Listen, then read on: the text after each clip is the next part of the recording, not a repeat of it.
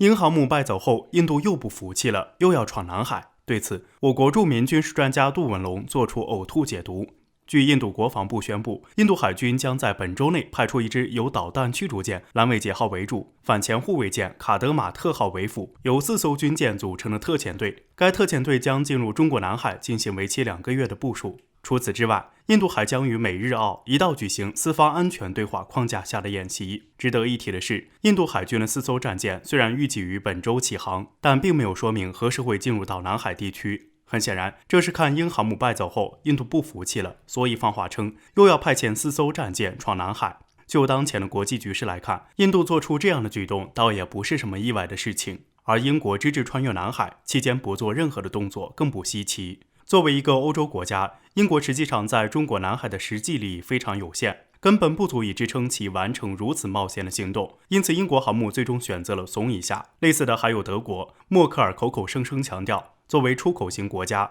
德国海上运输事关德国的核心利益，但中方并不反对以国际法为基础的航行自由，同时又是德国最重要的贸易伙伴，所以口中说着要派军舰到南海维护秩序，但实际上根本没有任何挑衅中方的意思，纯属是凑热闹。相较之下，中印之间的矛盾是非常复杂的，不仅有着边界纠纷，还有历史恩怨以及民间骂战等种种问题。所以当印度追随英法德等国派军舰到南海寻衅滋事是很有可能的，其所策划的绝不仅仅是向中国示威，以印度人异于常人的脑回路，派军舰闯入中国南海岛礁领海的几率是要远远大于英德等国的。为此，中国著名的军事专家杜文龙对印度行为的解读也引发了一些争议。他认为几条破船来南海显示存在意义不大，但是呕吐指数还挺高。对于杜文龙的观点，大部分网友还是非常赞同的。不过大家还普遍认为，尽管印度来的都是一些破烂舰，但是到时候如果印度人执意要强闯中国领海的话，那么中国的打狗棒一定不能少，关键时刻必须给予其迎头痛击，让外界明白南海并不是各方势力博弈的角斗场，中国绝不允许破坏地区和平稳定的行为。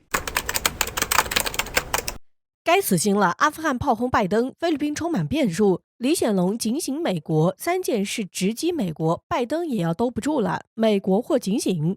随着形势的多变，美国也不如往日一样风光，3件大事直击美国，给拜登提了一个警醒。美国的霸权主义不再适用。第一，美国又拉菲律宾，杜特尔特态度模糊，菲律宾或充满变数。据有关媒体报道，美国访问菲律宾，后者态度180度大转变，对美国提出质疑，就双方未来及发展进行对话。两者在会议中看似交接融洽，实则菲律宾在抬高身价，希望美方能给出更多的好处。众所周知，菲律宾长期以来表现出亲美信号，而在美国企图拉拢时，杜特尔特这番发言很是微妙。其实也不难理解，杜特尔特虽对于美国的态度一直持强硬态度，但会有更深层次的一面，其也要从利益出发，谋求更大的好处。从杜特尔特态度模糊上看，或菲律宾充满变数。第二，阿富汗炮轰拜登，美军撤军带来了灾难。据环球网报道，阿富汗总统加尼针对之前美军撤军发出谴责，拜登的仓促决定给阿富汗带来了巨大的伤害，并直言就这件事其曾公开进行过警告，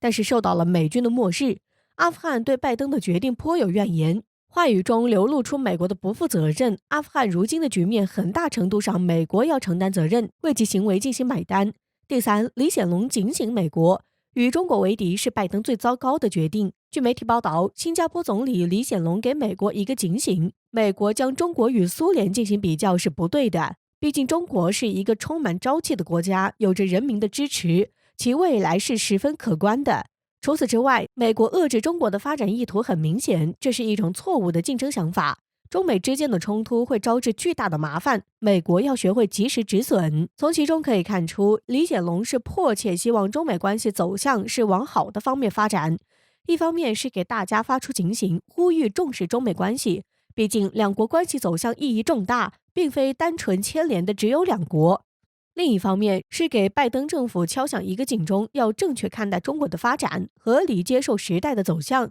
而不是一味的沉溺于过去成就，不愿接受现实。全乱了，美国或警醒，美国的衰弱有目共睹，美国的处境也越来越是艰难。从目前的局面上看，拜登也要兜不住了，表现得精疲力尽，挽救已是徒劳。越来越多的声音传出，该死心了。希望美国能够听到民众的心声，及时收手。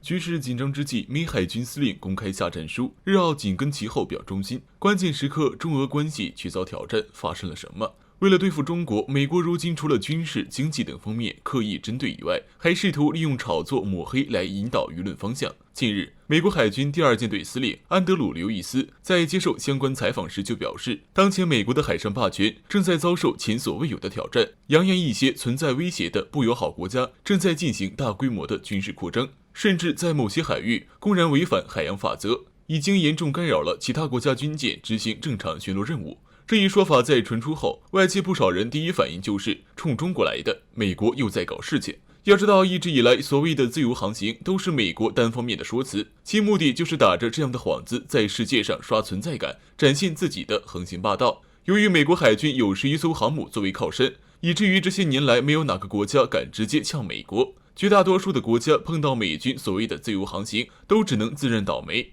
不仅如此，美国海军司令更是公然向全球下战书，声称但凡阻拦自由航行的，都将遭到美军开战。如今美国指责他国不遵守海洋法，显然是忘记了自己并不是海洋法的缔约国。在过去很长一段时间，美国在侵犯别国领海时不遵守海洋法，却在受到阻挠时又指责别国不遵守海洋法，用这种双重标准来解释国际自由航行权利，这无疑是强盗行为。不过，随着事态的发展，美国海军一家独大的局面将成为过去，局势正在发生逆转。现在的美国海军拥有11艘航母又如何？俄罗斯、中国等国家海军力量超速提升，早已焕发出新的活力。相比之下，美国海军的优势在不断被弱化。尽管为了重新夺回自由航行权，美国现如今不断在世界各地举行军事演习，日本、英国、澳大利亚与印度也积极表忠心，愿意跟美国一起。但就算这样，美国海军也很难达到2战时期的状态。或许正是因为这样，刘易斯在此次接受采访时谈及美国军方和俄罗斯军方当前的合作状态时，才会用适当这个词来描述。据悉，刘易斯希望美俄两方能开展更紧密的合作，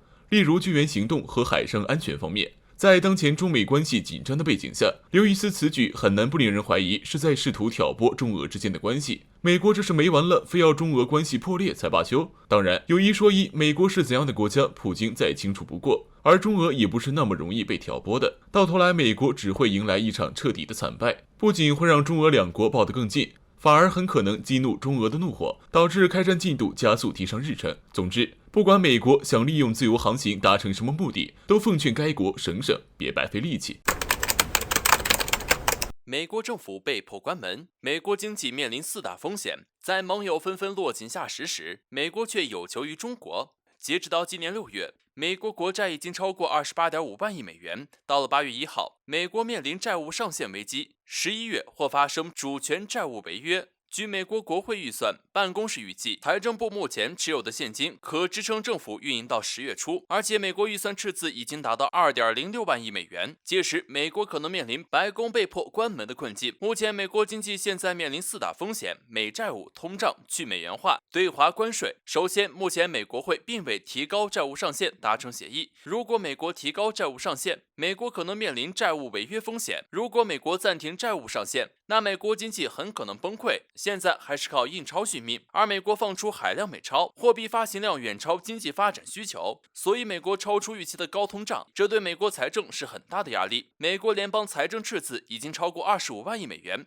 这就是一个死循环。此外，最近美国财务部长耶伦表态，美国对中国产品征税是在伤害美国消费者。美国本来是想用对华关税想敲诈中国一笔，但现在美国进口商品不得不自己承担，而最终成本都摊到了美国消费者身上，这也进一步恶化了美国通胀问题。同时，各国也都在加快去美元化，抛售美债运回黄金。最近一段时间，美债持有大国纷纷大额抛售美债，也包括英国、德国、日本、以色列等美国传统盟友。世界经济将不可避免地启用国家数字货币或由黄金、石油等支持的加密货币来替代或弱化美元的作用。比如，美国、法国、德国等欧洲国家已经赞同货币金本位，并推行欧元结算体系。此外，日本、俄罗斯、瑞士、英国等国还与伊朗谈判开展数字货币交易系统。日本、欧洲、瑞典、瑞士还共同组建加密数字货币小组。在美国盟友纷纷往美国肋骨上插刀的时候，美国却盯上中国。